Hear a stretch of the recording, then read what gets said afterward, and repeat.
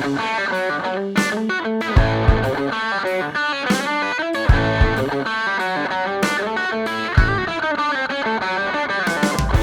everybody, thanks for clicking the link and checking out the Big Bang Bristol podcast. My name's Alex Todd, and I'll be coming to you fairly regularly from here in beautiful Bristol, Virginia, the birthplace of country music, or as Johnny Cash once called it, the Big Bang of country music.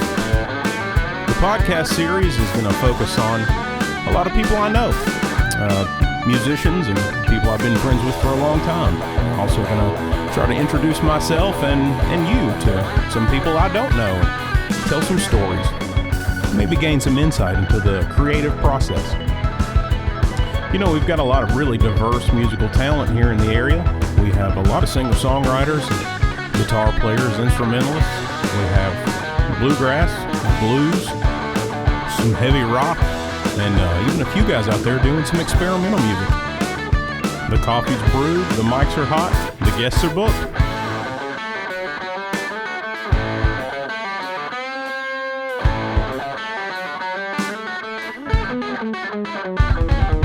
My guest this week on the Big Bang Bristol podcast is my longtime friend and accomplished singer-songwriter, J.P. Parsons.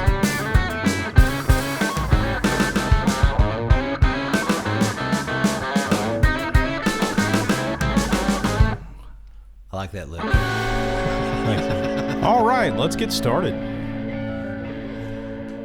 Hey, JP. Hello, Alex. How's it going, man? It's going well. Got my coffee. That's good. Yeah, me too. First thing is I want to say a big thank you to Jesse Anderson of Newark, Delaware, who recorded the Big Bang Boogie. That was the song that you heard underneath the intro. Big Bang Boogie. Big Bang Boogie. Yeah, he bought a guitar from me. It's catchy. Thanks, man. He bought a guitar from me a couple months ago, and as I was working on it, he said he was working on a song for me. So when I decided to do the podcast, I asked him if he would be so gracious as to let me use the song, and he did. So there you go. So thanks, Jesse. All right, man. Well, so what you been up to? I've been working on some songs this week, getting ready to take a little bit of downtime on the holidays and getting ready to go out on a run here down in Florida at the beginning of January. Trying to stay busy and maintain my sanity, pretty much. Yeah. So who are you going out with? A country group called Hearts Gone South. Nice. Yeah. Is that you were in you did like a northwestern tour? Yeah, we went up in August. Went to Seattle and You did some Alaska Portland dates, for a couple days. Then we did 24 days in Alaska. I bet that was awesome. It's life changing. Really? Yeah. It really is. Cool. I saw the pictures on Facebook. Man. Yeah. I'm really jealous. Yeah, it's there's a lot of old energy up there. You get out and there's way more nature and animals than there are humans, and it's kind of overwhelming in the sense of how infinitesimal you realize that you are in the universe. Yeah. Oh yeah. Absolutely. Yeah. I lay on my back sometimes and look up at the stars, and I just think, it's really a miracle that we're even here. Totally. I mean, seriously. So that tends to put things into perspective. Yeah, Alaska's cool. Growing up in East Tennessee, not a lot of difference in the type of people up there. Hey, there's rednecks everywhere, man. Well, yeah, they're not even necessarily your term you'd use, rednecks. They're more, like mountain hillbilly type. They're living off the land. I met a real cool guy who kind of had a little bit of fame. He had a TV show on Nat Geo or one of these science shows that wasn't really science, but they were reality TV shows. You know what I'm saying? Yeah. And he has a bar up there called Uncle Tom's Tavern. Yeah. Not to be confused with the Southern. With the Uncle Tom's Cabin. Yeah, what you would think. No, completely. His name's actually Tom, but he owned this really cool. It was kind of like a barn style saloon. Really, really cool place, and just really down to earth people. But his side job was he owns a couple of Cessnas, and up in northern Alaska, he owns a humongous piece of land that's a gem mine.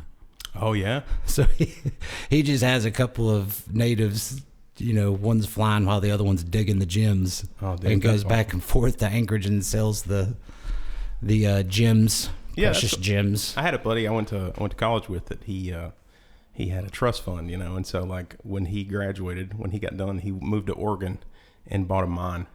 Yeah. And so, his Facebook page was always filled with like, hey, I found this cool rock. Yeah, this guy, Tom was cool. He looked like what you would imagine like a cartoon prospector. Yeah, right. Like overalls and like a pickaxe over his back. But they were cool. I can't think of the name of the show that he was on.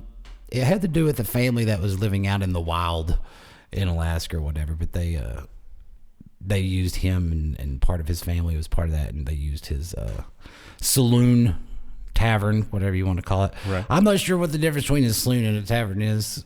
But I do know a lot of places we went to, it had the swinging doors. Oh, that's too cool, man. So I think that would be a saloon, maybe. It's like a throwback to the old ways. Yeah. Well, one of the towns we were in, McCarthy, Alaska. It was extremely remote. It was about 6 hours off of any highway, and there's only 5 highways in Alaska. But this was an old train trestle that was built long time ago, probably about 100 years ago, and the Department of Transportation up there, as minimal as it is, had went and filled this enormous stretch train trestle, and they just covered it with gravel. So it's a 1-lane gravel road over top of train tracks and these massive trestles that span these huge gaps and stuff like that. So it was 6-7 hours of 10 miles an hour. Right, yeah. And then you get up to where we were at, and then it literally like almost like out of a movie, like it just opens up into these enormous 360-degree mountain views, and you're on top of these massive glaciers. But the town itself was like 8 buildings, and it was in that old style, like what you would see like Tombstone or something like that. That's really cool. Just stationary buildings. Yeah. You had the post office, the general store, the bar, the cool little hotel. It's like you went back in time. Yeah. I mean, seriously. Yeah, it was So neat. how did you, who booked those shows? The girl that is the main songwriter in the Hotch Gone South, Trisha Tripp, she books all that, and she runs a tight ship. I've been with a lot of bands before, and music can always be real fun, and some people get caught up in it, and there's usually that one person that needs to do the actual business part of it. Yeah, somebody has to be the grown up. Somebody's got to be the grown up and make sure all the kids get taken care of, and she does that. And just amazing, good human being, really good songwriter. She brought me on about a year ago, and we started working together. And I went out on a 3 or 4 day run over to Nashville and Atlanta with them around this time last year as a substitute for their telly player. And I guess he ended up moving to Detroit. Something about the housing up there. They were, certain neighborhoods in Detroit they were refurbishing and stuff like that. They were getting houses for like, $200. Yeah, they're giving them away up there. Yeah. I mean, there's no infrastructure, so no, it's yeah. a little Which, bit of a challenge. kind of cool, good for them, stuff like that. But she brought me on full time, and it's been a hoot ever since. I brought a couple of guys over from my band, to fill in the spots that she needed, 'cause she was having some staff changes. People were just like anybody else, you got if you live here or around here and stuff like that, and you do music for a living, like you have to have 3 to 4 things that you do. Yeah, really to make a living at it. I mean, you make a living, and also that I think it's just really good for the artist's brain to do a lot of different things. Well, I think overwhelmingly it's a community. We all at certain points cross paths with one another, or almost cross paths with one another, and a lot of the same people will end up in different arrangements. So absolutely, that's part of what makes this area very special. Is that there's a lot of cross-contamination going on. Oh, most definitely. We were talking, being my drummer, using in all the bands, Scott Thomas. Scotty. God, he's like a clock. Dude, he's great. I mean, he really is. Yeah, he's wonderful. And every interview I've ever done, he always ends up in it, which is completely fine. We were talking how, like folks my age and even a generation younger than me, some of us are, 3 and 4th generation artists, musicians from this area. Oh yeah, like absolutely. Well, yeah, and I definitely wanted it's to. deep, you know. I want to talk to you about that because I know that just in the past, because we've known each other for a long time, you talked about your dad, right? Right. And so he was what? He was like a piano player. He was kind of one of those jack of all trade musicians. You know, he didn't have any problem picking up and automatically figuring it out and knowing how to do it. Played guitar and upright bass when he was in high school. They had like little Buddy Holly trios and quartets, that style music. Was an accomplished drummer, and also something that I remember being stuck when I was a little kid when I joined the school band. We had the opportunity to join school band in the 4th grade in elementary school, and I remember trying out for it, and my mom and dad both were always just very, not super strict, but just like, stick with this. It's going to help you in a lot of other areas. Oh yeah. And of course, the 8-year-old, you're like, what are you talking about? You don't know what you're talking about. But my dad, he marched drum and bugle corps, like the pro. Oh yeah. Marching band, stuff like that. So, and he was an accomplished drummer. And my greatest memories of him were always, we always had, guitars and pianos and organs. He had an old Wurlitzer and like an old Hammond organ in our music room, and he would always. Oh, that's great. That was his release. Yeah, right. His Zen mode, and we had a cool 2-bay garage. And I remember being a kid, and then all the band practices and stuff, and just all the great. people, and it's just one of those cool things. We had the Baptist preacher who lived next door that was cool with it, and he'd actually come over right. and hang out. I might have even seen him take a sip of beer once or twice. Yeah. So needless to say, there was a lot of musical instruments around the house for you to tinker with. Oh yeah. I got real lucky with that. Like kind of one of those born into kind of things. My main thing growing up was always piano. Of course, I played saxophone in the band and stuff like that. And yeah, that was just kind of my thing. I'd like.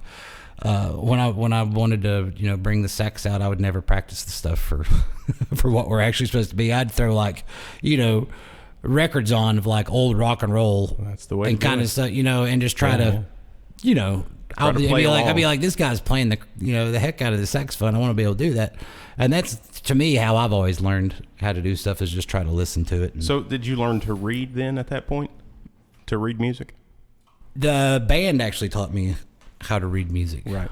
Yeah. So that you could play your sax parts. Yeah. You had to early piano lessons. So I think I was probably about 6 or 7. Probably about Shepherd's age, up at Kate's Music Store. Yeah.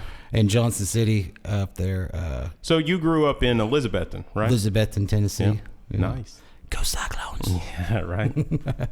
That's cool. So mom and dad, right? Do you have any siblings? I have an older sister named Jerry. Yeah, she was a really good piano player and is just a killer singer. She does like choral groups, right? And still does it. Yeah. A lot of people that learned how to read early on in their life, they find it hard to be able to jam. It's to get off of the sheet music and to be able to just listen and then to try to follow along. So can you remember when that happened for you? Yeah, that's really, and again, it's when I got into later on.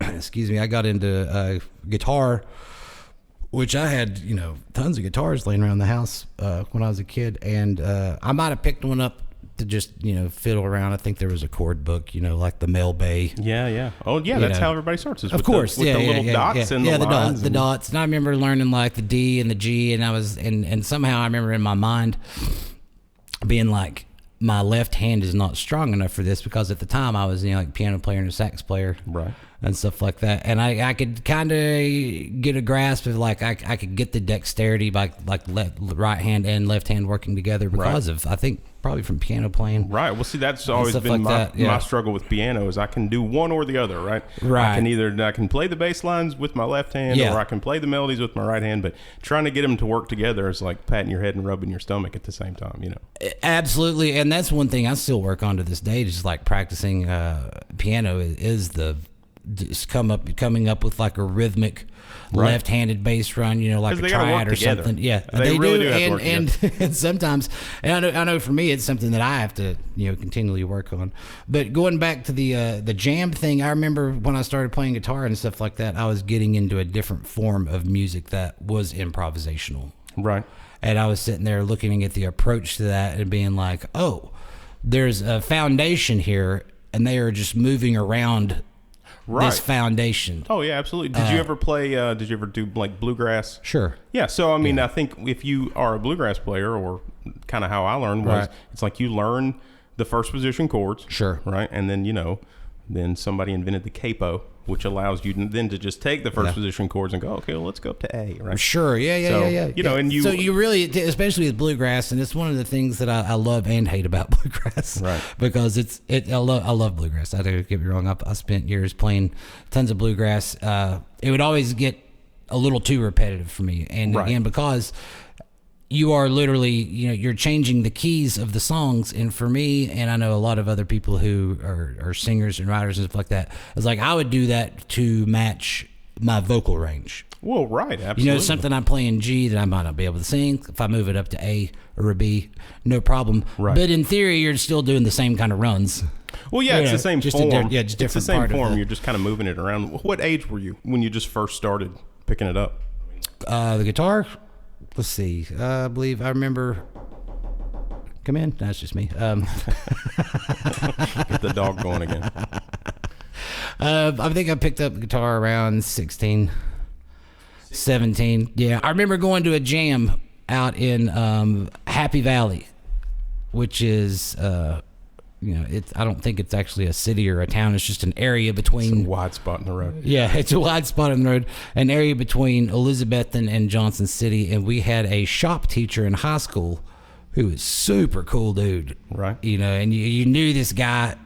You could just look at him and be like, he's that really cool shop teacher that that he can probably slay guitar just because he looked like that guy. Right, yeah. He looked like a hillbilly, more hillbilly version of like Roy Clark.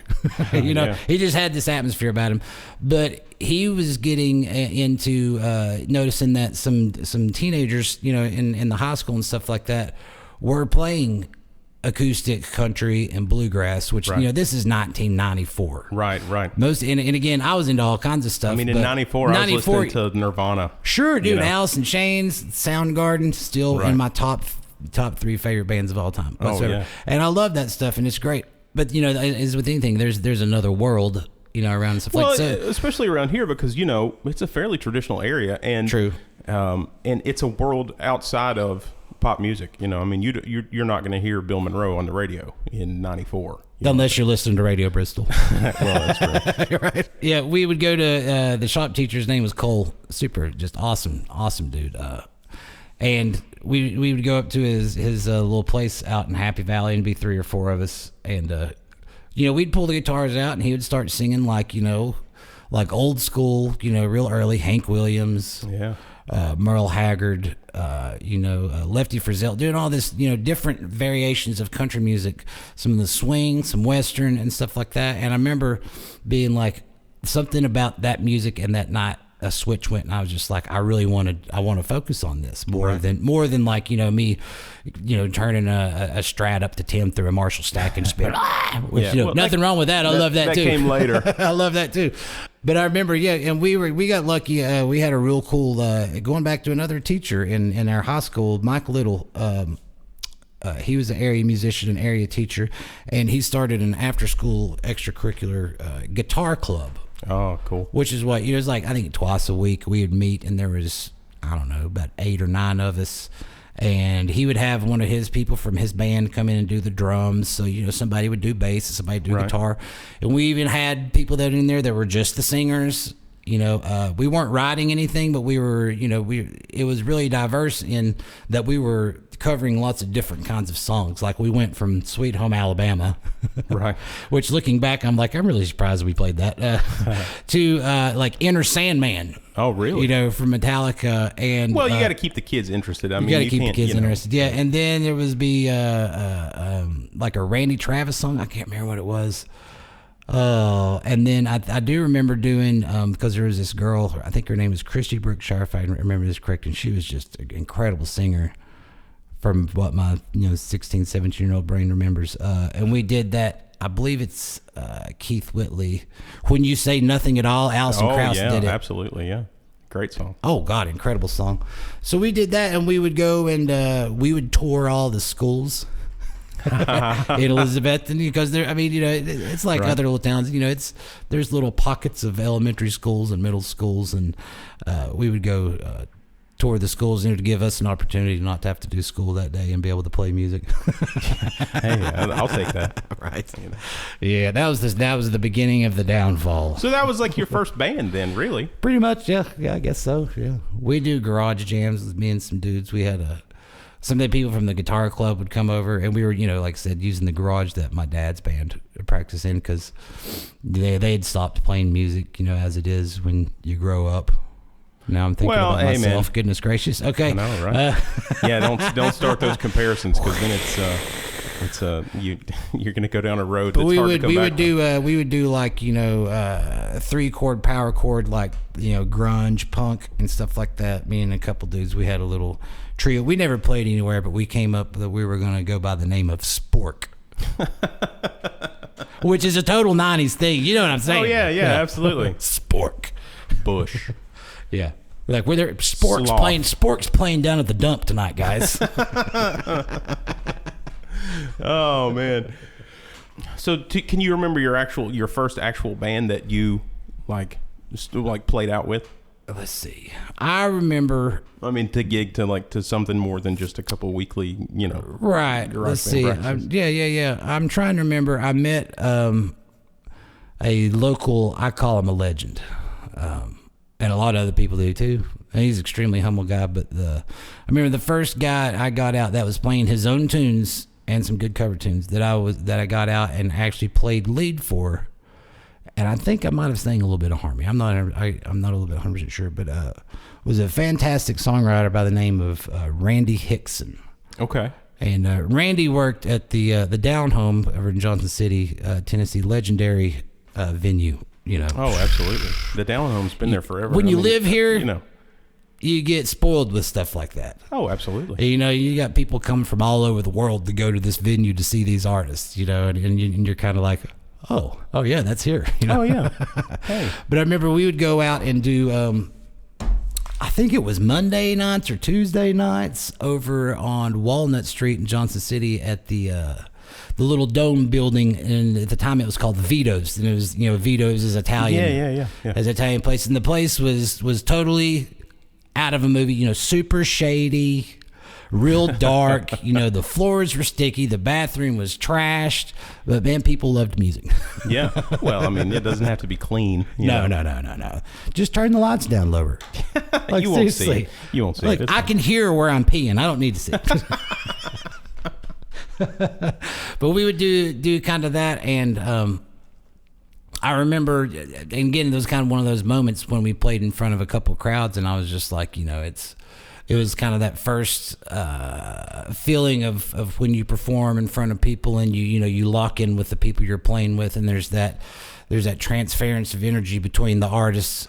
And the audience and stuff like that. Yeah. You know, it's just a massive endorphin rush. Oh, it's magical. Stuff like that. It And I really remember is. that being one of those moments where you're just like, I want to do this. Oh, totally. Yeah. That's all it is.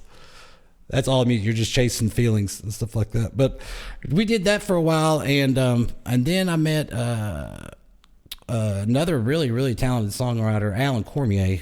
We met on the Tree Streets, and I remember the day that we met. He was just kind of walking around. He had no shoes on. I think he might have had a backpack with a bunch of holes and like clothes were falling out of it. Oh, wow.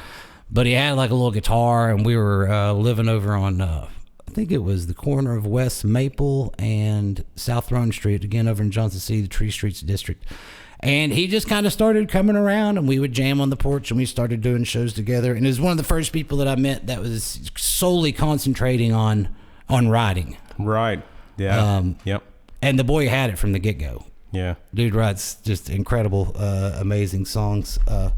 So we did like duos for a long time, and I think, you know, we got to the point to where people were coming and like doing like taping them with the little microphones. Oh, wow. Yeah. And stuff like that. So there's a few I've seen. I came across one not too long ago, like an old JP and Allen from, I think it might have been Poor Richard's campus. Yeah. And it's total you know, like cassette tape, and the recording quality is not that great, you know. Oh man, like hey, that. I and it's found just, some you know, of my old 4-tracks. Oh yeah, yeah, yeah. You know, because then at that point in the 90s, you know, you could get a little 4-track Tascam for, you know, $100 or something, and really you were off to the races. Oh, totally, yeah, totally. And I remember around that time, like, because some of the technology started to change or evolve a little bit during this. You know, this is around like 1999, 2000. Because I remember there's a guy named Ben Inkemo who runs a farm out in Carter County. It's an organic farm. Had mini discs. Oh wow, yeah, A little mini disc recorder and stuff like that. those, yeah. And I also remember one time somebody coming in and patching into a board, and it was like your first like digital recorder. You know, and I had like the 16th inch. Right, yeah. You're like, I Tiny don't know. little micro. Yeah, little Nobody even microphone. has those. No. Like, but back then, you know, if you could get those things, you're like, man, I don't have the thing that will do this. To be like, oh, just go to Radio Shack. They've got everything. Yeah, you know, you just need an not adapter. anymore, but Just you know, need an adapter. yeah, You can you got adapt it all the down. adapters. You can have 6 adapters. Oh, but the more make it build adapters, up. the more adapters you add, the more line noise you Oh, get. it You does. know, yeah. And like old Grateful Dead bootlegs, you know, Shane is. I definitely want to she's talk got about that. boxes of them, and I was like, oh, there's someone here that I haven't heard, because I've been a big fan for a long time, and I'll pop them in. I'm just like, Shane, these are like 3rd generation they're tapes. Like, I can't terrible. even see how you're listening are to these. She's terrible, like, yeah. "Hey, what's that? You I'm got like, never mind. You have to turn it up so loud. You do. You know, you get nothing. Yeah. You get nothing else. So okay, so you graduated high school in what year? 95. 95. Yeah. And then where did you go? So did you move out? Where did you go now? I did. You know, I spent a lot of my late teens, early 20s, mid 20s just, you know, wandering about. I was, but, you know, I mainly stayed in the Johnson City area. You know, I lived on a bunch of couches, had too many girlfriends probably, and just, you know, but we were, you know, there was an important mission to me back then, which is, it still sticks with me today. It's just, you know, I have a different approach to it, is that, you know, I just want to write really good songs. Right. And I want to have to do the experience, you know, like, I know people who are great songwriters, but it's kind of like, you know, we have these experiences in our life that put so much different types of pressure on us, or freedoms or whatever, and, you know, actually going through that stuff, if you're a decent writer already, that's just going to make it even better. Right. Well, And I know it it gives sounds you crazy, and something it could real be, yeah, to it draw could be, from. some of it could be considered self-destructive or negative or positive or whatever it is, but the thing is, that's just what it is. Well, it's a release, you know. Totally. You're getting those things out. It's better out than in, you know, if I can at least get it out of my head and have somebody identify with it, or have somebody relate to it. Right. At least then you have like a brother or sister there that can kind of Sure. relate to what you're doing. Okay, so you're surfing on couches. You are living the hippie dream, right? So this is in the 90s. Somewhere around in there. Well, so let's talk about concerts then, because I mean, I know as musicians, it's important for us to express ourselves and perform. Sure. But that comes from, I think, going and seeing, Right. you know, other bands and Right. and realizing that, hey, these guys are doing it, right? Right. Yeah. So, yeah. can you Man. remember the first show you saw? You know, golly, I do. I remember going to these really cool shows when I was not a teenager yet. I don't think I would go with And I'd my, imagine your my parents dad were or my pretty cool mom. with it too, right? Oh yeah, we were going to concerts, but there That's used to probably be a family thing, right? Yeah, to go we see would go to, and it's not there anymore, but it's in North Johnson City. I'm trying to think of the name. There's a Perkins restaurant there now, but it was underneath the Perkins. What is the name of that little venue that used to be there? Oh my gosh. I can't remember. I wanted to say Mouse's Ear, but that's the strip No, club. that's definitely not it. Not it. I can't remember. We used to go, and it was, you know, it was kind of a cool dive, but they had pretty decent music in there. And I remember going over to what is now Bristol Country Club. I believe back when I was the younger, country club, it was a good called, place to get stabbed. It was called the Hitchin' Post, and it was, you know, old school honky tonk stuff like that, real good Southern rock. and stuff. That's interesting. Another story on that. When I moved to Bristol, it was me and Alan Cormier. We actually lived in the house that was owned by the people who used to run that bar, and it was for the bands to come stay in when they were the Crash Pad. Were out of town. We called it the Big House. It's up on Glen Road behind Anderson Elementary, old dead end street up there. But a huge chalet style house sitting up on the side of the hill, and another one kind of down here on the other end. And there was all kinds of memorabilia in there. Oh, totally. If those walls could tell stories. They would be X-rated, I'm sure. Oh, more than likely, I'm sure. It lived through the 80s, so sure. You can only imagine what went on there. Oh, yeah. So I remember going, being an adult and kind of being out on my own and stuff like that. I remember going and, I think it's probably around 95. I was getting into the band Fish. Yeah. Yep. I remember going and seeing them in Knoxville. I saw that show. Yeah, right. Encore with Ronky Top. Yeah. No, like, of course they are. Yeah. For at the time, I didn't know how wild the Fish culture is. Not really wild, but just that's an interesting microcosm of music in the universe. And they're just absolutely probably my favorite band of all time ever. Just for the wackiness and the silliness and the zaniness and all that. It was almost Zappa-esque. Oh, totally. Zappa, you got Robert Fripp stuff in there, like the early Genesis kind of stuff. I remember going and seeing that and was just like, holy cow, What a performance, though. Like, I've never seen that type of concert. Right. How they jam the lights. Oh, yeah. And on top of that, the crowd that this is still kind of early Fish going on 95 when they start to blow up. It was kind of similar because a lot of people throw that similarity with the Grateful Dead and stuff in like that, which apples and oranges. I don't see very many similarities other than they improvise and they had people follow them around in Volkswagen buses and tie-dyed shirts and stuff. Well, that's what I was going to say. You got the same patchouli smell. You've got the Volkswagen. You've got the tie-dye. So I guess to the outside world, to the straight people, they think, hey, look, it's a bunch of hippies going around. But I think really, honestly, their musical taste of the Fish crowd was probably maybe even a little bit more diverse. Sure. Absolutely. Yeah, totally. Especially the age group that was following it was more influenced by the 90s music and the stuff, where I think as the Deadheads were probably more influenced by country and like R&B, old school rock and roll. And Deadheads are just Deadheads. Like, that's all they. For the majority, the hardcore, like they don't listen to anything else. They're like, nah, hey, bro. Trust me, I am a Deadhead, and I exclusively for about 5 years. I owned other CDs, but I never listened to them. I listened to the same bootleg 3,000 times. What was it? The Capitol Theater. That's the best show. Honestly, I swear to God, that's the best show ever.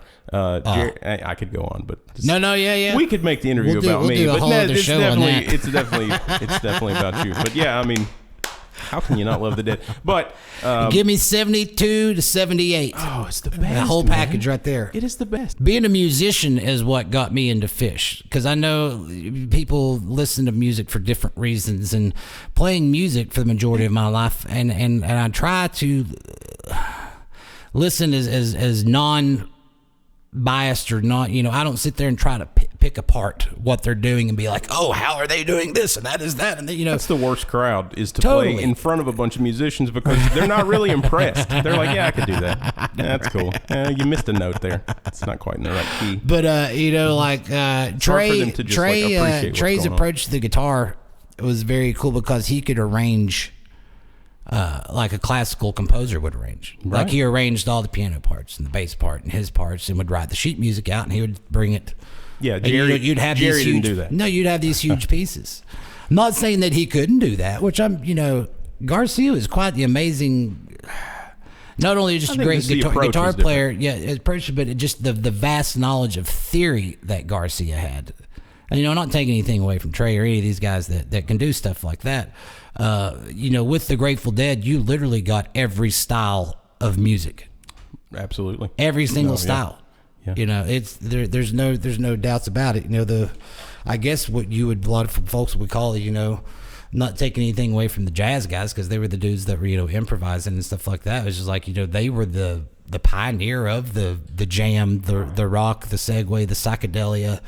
Right, and all I that think stuff. I think that's probably where Jerry and Trey both probably drew from not only as inspiration, but also just that you could do it, that it was allowable. Sure. That nobody was going to knock you down because you were playing it how you wanted to play it. I'm gonna tell you what, 3.5, 4-minute songs bore the shit out of me. They really do. They're just there. I mean, again, you and I are both musicians, Sure, so yeah. I mean, we look at it from our musician brain, but I mean, it's kind of predictable. Verse, chorus. Sure. There was a real cool mixture. It was a local band, but they were based in Murfreesboro. Some of them, and I think some of them are from here. I'm pretty sure the piano player is from here. There was, and they were kind of southern rock jam. Janie Gray. I remember. You remember those guys? Yeah, absolutely. So this is a group that we were living in Johnson City, and me and one of my longtime friends from I know this guy from nursery school all the way through high school. We would go and we would be the guys that would go set up the mic and tape off the board. We were taping their shows. Taping their shows awesome. and handing them out, which is really cool. Bootlegging goes back a lot further than people think, but it's such a good experience because a band is going to go into a studio and give a different performance than they are going to be live. They're going to give a different performance every single time. Well, it's like you were saying earlier. Yeah. You feel the energy Sure. from the crowd. They give you inspiration to do things that you might not do on your own because as a performer, you're trying to keep the crowd into it. There's definitely a back and forth, and the studio is a completely different atmosphere. Your concern there is, am I getting a good tone? What's the mic sound like? Right. Am I getting? Am I breathing right? Exactly. Am I hitting the Totally where I'm supposed to hit? So yeah, absolutely. Well, and again, not to take everything back to the Dead, I'll try, but the Dead studio albums are a totally different animal than their live show. And What's up with all them John Mayer haters? That dude will play circles around you, whatever, But the Janie Gray guys, we would go tape the show, and I found this, another kind of a cool band that wasn't as, you go to a Fish show, you got to fight through like 5,000 people just to see the stage. So this was like something of that in that vein, a little bit more southern, which is what I liked about it. They had more like country kind of vibe and old blues, right. R&B and stuff like that. And I could see it, within 2 feet of right. on the stage and stuff like that. But the guitar playing and the piano playing is what did it for me. Don Eanes, killer piano player. I remember getting to watch him and Don's just being like awesome. Don's going to do a podcast. Good deal, yeah, man. I can't wait to talk to him. He's doing lessons now. I saw here. that. Yeah, I know. I would highly recommend anybody to take lessons for that man. Absolutely. Give it up for Don for sure. Man, if you follow him on Instagram or Facebook, I mean, he's always like, hey, we got to play Red Rocks, man. Oh, I know, right? That's a dream of mine. I would love. I can't only imagine what playing a decent crowd at Red Rocks would be like. I'd play for nobody, Right. I do that anyway.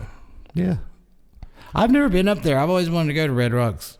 I do. That's kind of one of my goals for 2020 is to go see a show at Red Rocks. Yeah, they got from what I can tell, and again, there's just so much more information out today than there was even like 10 years ago. Facebook has brought everything into the front of us 24 hours a day. But it seems like the Red Rock they have a lot more diverse musical acts there and they're not all huge. Right. Stars. Right. Like I saw a video and it was really well done, and it was a montage of songwriter Tyler Childers, right? Right. And it's Tyler looking to be about like 18 years old singing this song on this couch. He's short, he's scrawny, short hair. He's got like a polo shirt on, right. like Birkenstocks or something, But it's the same song, and it's been edited over his career up to where it is now, and it shows this tremendous growth. And like the last part of it was him playing at Red Rocks. And I was just kind of like, holy cow, that's a songwriter guy like that. He gets to go play at Red Rocks. Very inspiring, but I've noticed that, and again, I'm not super, super familiar with Red Rocks. I've just always heard of them hosting like the huge touring bands, like. Well, that's always a good show. Yeah. I mean, all the bootlegs and most of the I would say that the people out sound there for live recording is pretty nice. Well, I mean, it's set up like a for real amphitheater, Yeah. so I mean, it should be pretty great. Okay, to take us back just a little bit, were you writing your own material before you met Alan? No, I was writing stuff, but it wasn't songs. I was writing music. Right. Okay. So you were yeah, I had some, trying to like I was arrange doing and like compose? instrumental pieces and stuff like that, and some structures set up for lyrics and stuff like that. But I wrote like like poetry and stuff, and just like what you would think like journal entries. I would write just to write, I guess. It's just when you were in school, did you enjoy? I don't know that any kid enjoys writing in school, but did you find that you had a talent for so like book reports and stuff like that? You never they were always terrible. No, they wasn't always terrible. I didn't have any hard time doing them. It was just how my brain works. Like it was a school district teaching me like this is the way that you have to write book reports, or this is the way you have to write essays, and it was very linear and it was very enclosed, not creative at all. Not really. Right. Which, don't get me wrong, they're just teaching you an approach, but there's something to be said for that. There's also a lot of approaches. Well, that's that's very true. And I think as the older you get, the more you realize that there's many approaches. And you can have your own personal style of how you like to approach things. So, so in that vein, do you find yourself writing songs as you're going through your day? Do you sit down and make an effort at trying to write? Sure. Is it a little bit of both? Yeah. Here recently, I got an upright piano in the house, courtesy of my friend Tracy Childers. Thanks, Tracy. And that has been like my main writing tool for about a year now. So, I get up in the morning and I drink some coffee. And I'll have like a notebook of stuff. I've got a couple different notebooks. I've got one for what I'm doing. I've got one for the stuff with my band, the American Bandwagon's doing. I got one for the Jackdaw 7 band, and then I got one for Hearts Gone South band. And somehow I'm ending up writing all these, which helps me as a writer. It pushes me is like I'm writing different kinds of songs for each one of these bands. Right. Okay. So, I will go through and work on stuff, and I've found myself working on multiple songs at once, which is something not necessarily new, but again, I'm just constantly shifting the approach. So, like I'll be working on a song for this band, and then a line will come up in my head and be like, oh, that doesn't go here, but it could go over it goes over here. Oh, yeah. And somehow these songs end up kind of intertwined, not necessarily in like, themes or stuff like that. They're just little pieces of it's definitely a little bit of what my days is going through or what's on my mind at the time. But the piano for me has always been really helpful to write because I've always, again, going to the approach, I've always seen it as like reading a book. Everything is right there in front of you, left to right or right to left. Oh, yeah. Whereas, guitar and stuff like that, you have boxes and scales, which you have scales in piano. It just, as far as like looking at how the ascension and descension of musical notes, right there. It's the perfect tool. It's more accessible. Yeah, to me, it is accessible to me. It's the perfect tool for any type of writing. When did you find your voice as far as singing? Did you? I don't think I've even found it. It's a work in progress. It is. I've not always been the biggest fan of singing. I like it. Don't get me wrong. Really, I just wanted to be the guy who could play guitar in your band. Right. Well, and you've achieved that, for sure. Sure. It got to a point to where I knew, and it was kind of cool because there was a little bit of healthy competition. I knew if I was going to be able to hang in the circles that I was hanging in and go do the things I wanted to do, that I had to start writing songs. So that's what I did. You had to start singing songs. Yeah, singing songs. I could sing cover songs and stuff like that. And but I remember sitting down one. It was in the morning. I remember it's the first song I ever wrote. It was actually a song, and it's the Appalachian Travel Song, which is the first album that I put out, and also the name of my radio show here on Radio Bristol. Yeah, so this song has a lot of meaning to me. And I remember sitting out and knocking that song out, and it was about 30 minutes of writing, and I played it a couple times. I was just like, that's not too hard. I can do this. Right. And it was cool, and I got lucky as shit for that first one. I was like, it could have sucked. Hey, I've been there. It might suck, it might not suck. I'm really fond of it, and a lot of people come up to me and they say they like it, and they ask me to play it. So I'm like, all right, so it doesn't suck. It's a great song, man. It's like, it doesn't suck. But that was where it was all for me, you know. And I was getting heavily influenced by, like the greats, like Towns, Guy Clark. People, what you hearken back to now is, songwriters. The guys the songwriters listen to, I remember going and seeing the V-Roys at the Down Home in John Cedar, the V-Roy, and that's Mick Harrison and Scott Miller.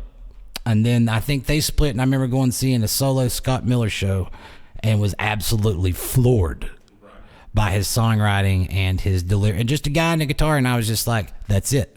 This is one of these things that I see that influences me. Same thing with like Malcolm Holcomb. I remember seeing him being close in the front row enough to people who know Malcolm, and he will spit and sling, and you're gonna. He's wet. wild, yeah. But he's so into it. I've never seen anything like that, and it's just one of those things that's like that light bulb goes ding. Well, it's like he's driving himself. Oh my God! Yeah, he's having a lot of health problems right now. He's in the hospital. Something he just has to get out. Yeah, it's not even an entertainment thing. It's almost like his therapy. And again, that is something I think that over time, as you get older, that at least I've realized, like, I kind of need to do this just for my mental health, which is probably a weak thing to say. It's just No, I don't think so. I've recently been going to.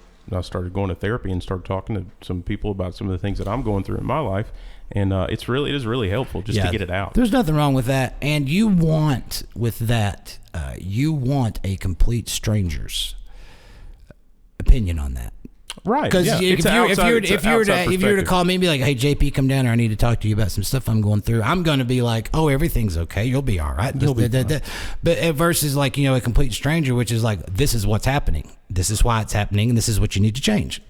That's that's what it is. And that's a really good thing for people to hear, because your friends will enable you, maybe even to an unhealthy and not know that they're doing it. Right. Well, because their concern is they want to be your friends. And like anybody. Well, they want you to be okay, so that they can be okay. The worst thing is to like get involved into somebody's stuff, and then there you are, you're stuck, and then you're part of it. Yeah. So it's easy to be like, no, you'll be okay, man. Yeah, I know, right? Where the therapist is completely separated from that, and you're paying them to basically give you a true outside point of view. Yeah. So same thing with, I guess, with songwriting for you is these people are coming to see you and you're getting it out. And I guess their feedback is going to be, hey, that was great. But, I guess, sometimes you're not looking for that. You just kind of want to get it out of your head. Right. Yeah. Sometimes it's like I'll get up there and I'm getting luckier as the past couple of years to where I'm not having to do so many, 3 and 4 hour. Yeah, you're doing solo for 3 and 4 hours. That's a lot of, and I still do. I still do it, which I've always liked that stuff. I'm just amazed you have the material to do it. Right. That's like me. I got a solid 8 minutes and I'm out. I just jam on C for 25 minutes. I've been there. It's a little old. But sometimes I'll be, 6-7 songs into a set, and I'll be like, man, there ain't nobody gives one damn about what I'm doing. So, I'll start pulling stuff out that I never play, that I like to play. Well, yeah, that might not fit the venue I'm at, and then people start clapping. I'm like, what? Well, okay, all right. You never know. What is this? It's weird. It's different every single time. Even like maybe my approach and how I read people in the rooms and stuff like that. Like sometimes I get, I know this is weird, and I'm sure people have dealt with this. Sometimes I get so emotionally involved in a performance, like the next day I'm just completely like drained, like all serotonin almost, just like it's like that post post opening up the Christmas presents when you're a kid and you realize that you don't have any more presents and you're just like crushed.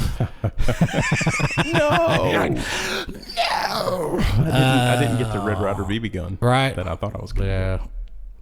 So that happens, and then when I get in those moods like that, I just I sit down and I start writing stuff about it. It's like self-therapy. I guess that's one way to explain. I don't know. Do you try to, so back to the songwriting a little bit, because this is something that I kind of go through myself, is like, do you, and everybody approaches this a little bit differently, and I guess I know what the answer is going to be, but do you try to focus on a melody and a chord change and a key? Is it that involved? Do you, or is it just like, I've got these lines, let's see what melody I can pull from? I have lines, but in my head, I will sing them in a specific melody.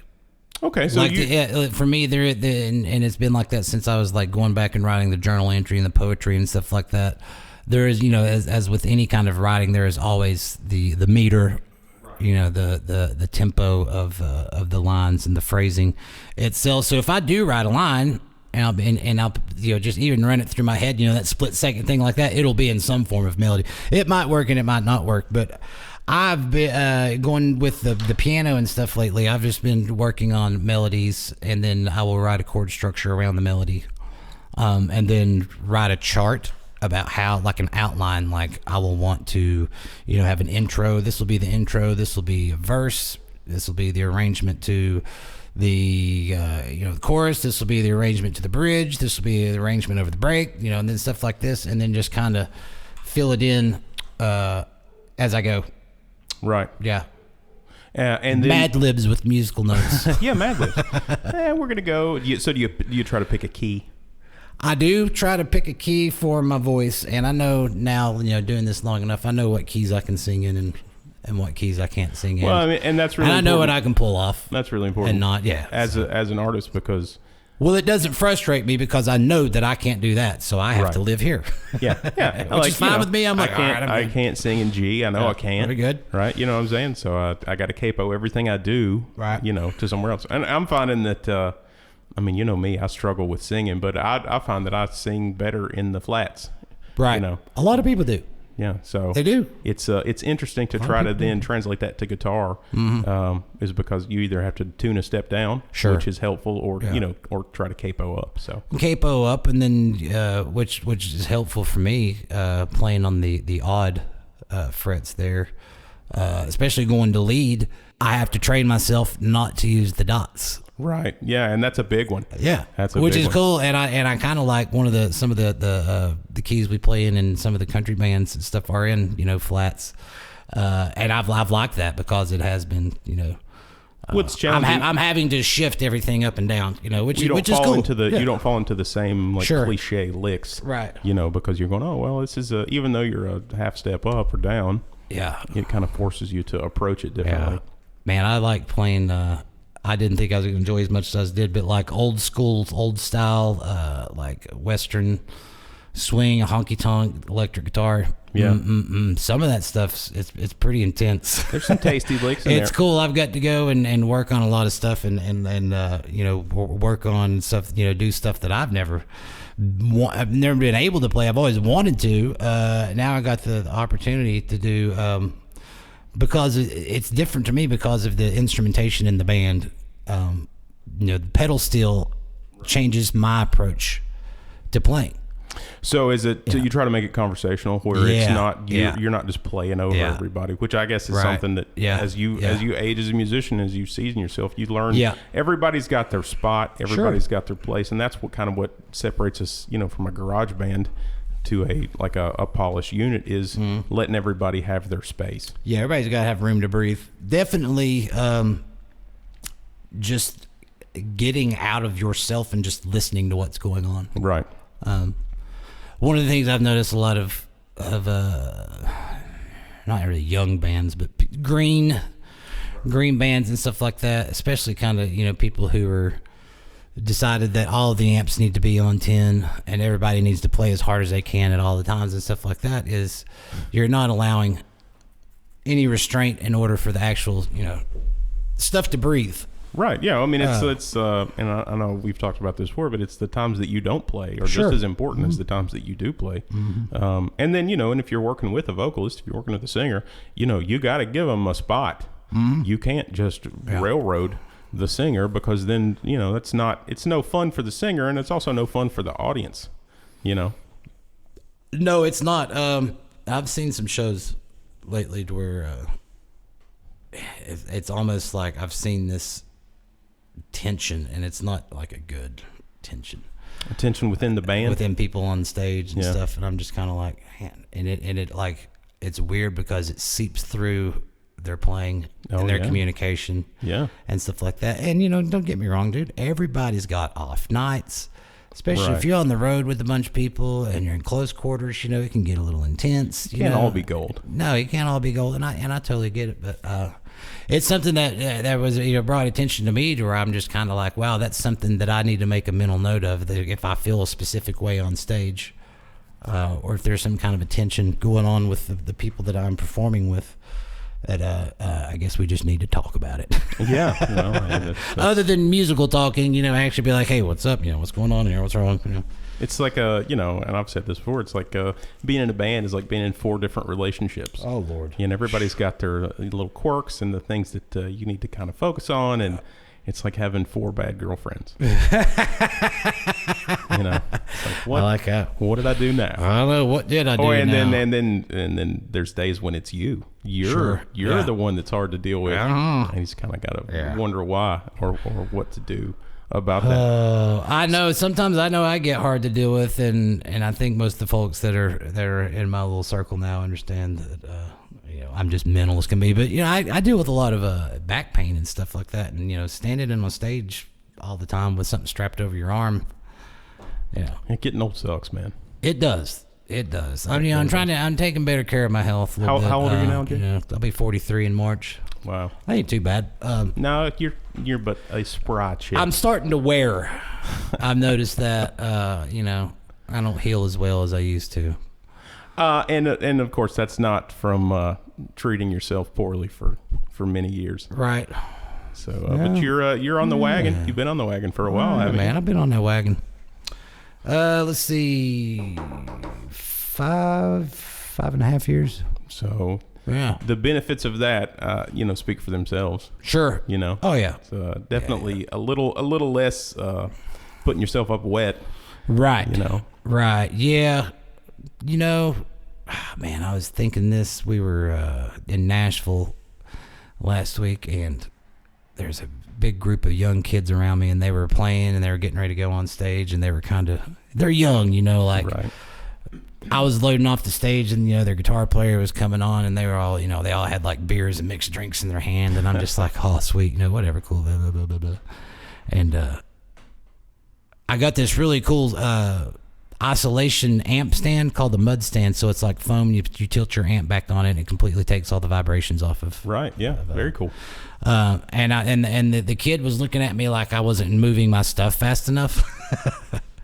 Because you're on your multiple get on, band shows, get on, and and dude, I'm like a machine with that stuff, I mean, and I've got a pretty decent, not a huge rig or anything like that, like I've got a pedal board with an AC, an amp and 2 guitar cables. Yeah, that's it, in and out, just kind of like clockwork and stuff. But this kid was he was like, I could tell he was all antsy and stuff, and he had his drinks and shit in his hand. So I picked my amp up, and I was like, you want to use that? I said, you want to try out that amp stand, dude? I said, it tilts it back, and it's really good. He was just like, I don't want that crap. Oh, dude. I know, and I was just like, oh, man, did you really have to just do that, dude? Like, you're young, and, I was like, you got a cool shirt on. And I'm, he was don't be a dick, man. He was buzzed, and I'm just kind of like, whatever. So, I wrap it down, and I get off stage. He sits his amp right on the hollow stage. He's playing through Little Princeton, and he turned his amp up, and the stage just completely sucks all of his tone. I was like, trying to help you, bro. But they were young, and they were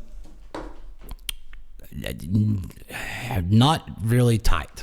Yeah, well, that comes with time. I There mean, we- there we go. you'll either age out of it, or you'll end up with a straight job. Working 9 to 5, thinking about the good old days. Oh Lordy, shoot, them 9 to 5s, but I'll tell you what. Yeah, I've been working a little bit myself.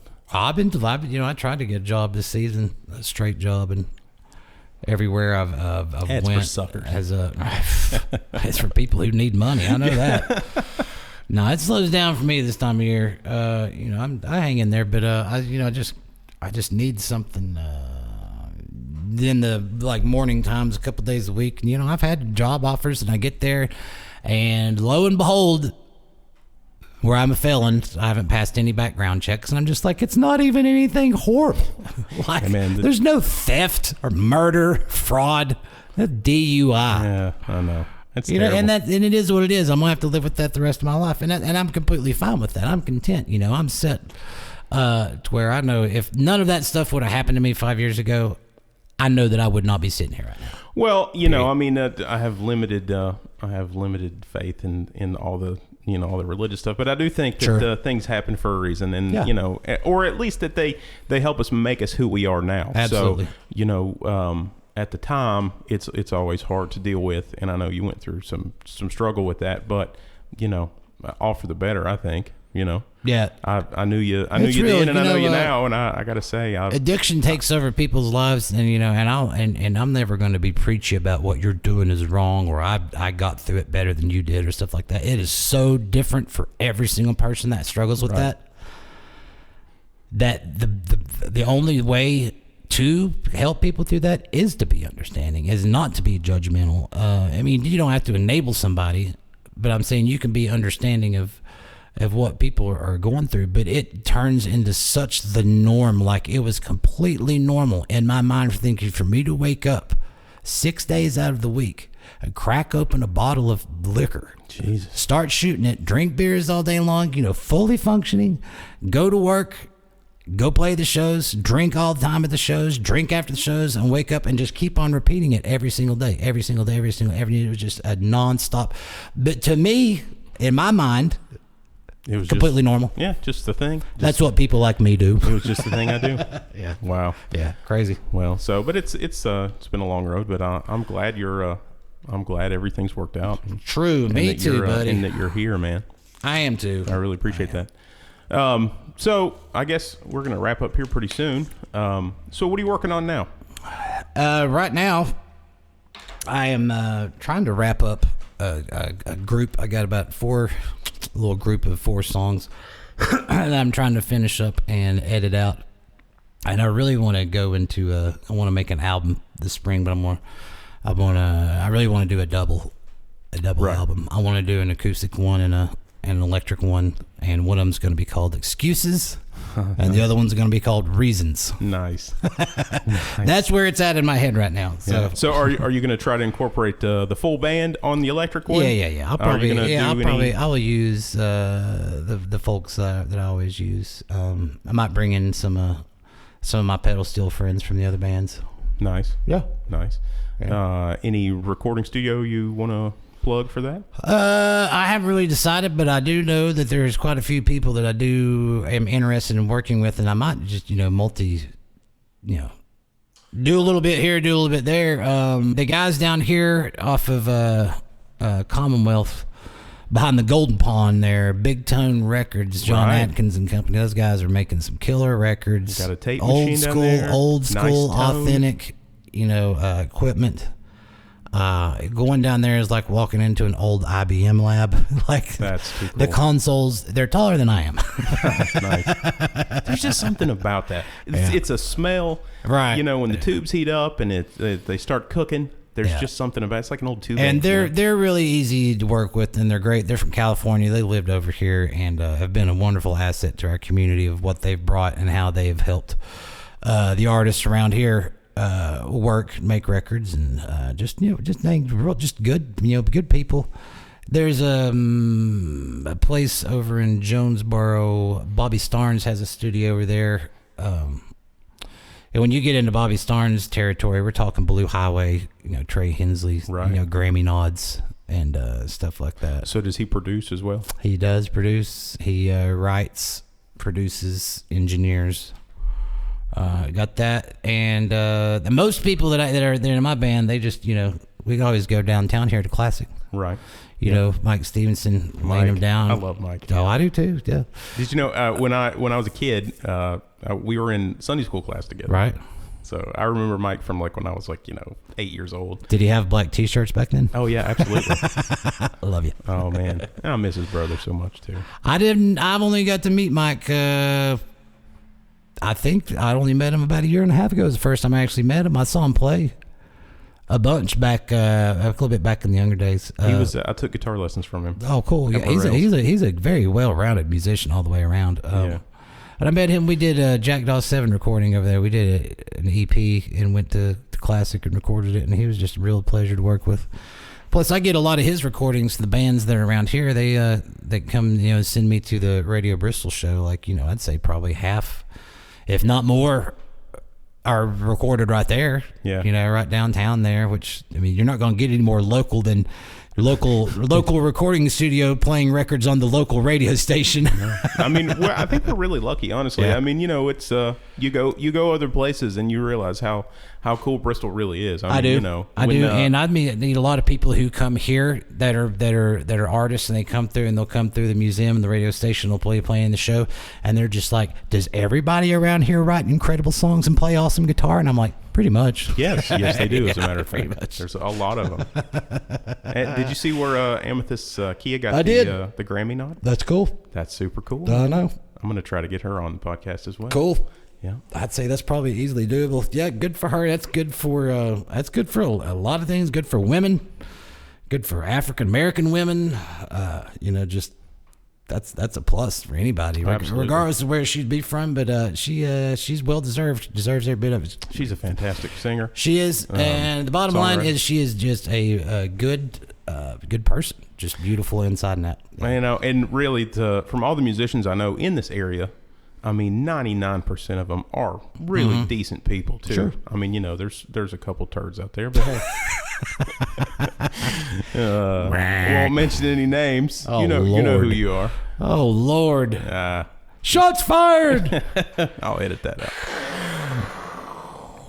So so you're doing an open mic night, writers' night. Yeah, every Tuesday night downtown, Cascade Draft House, right there on the corner of State Street and Ralph Peer Street, right there. Really nice listening environment. Not too big, not too small, but it's Tuesdays, 6 p.m. to 9 p.m. Walk-ins, come sign up. Come through the Facebook ads or the events and sign up. And if you're interested in playing, we've been hosting some great songwriters, some great pickers.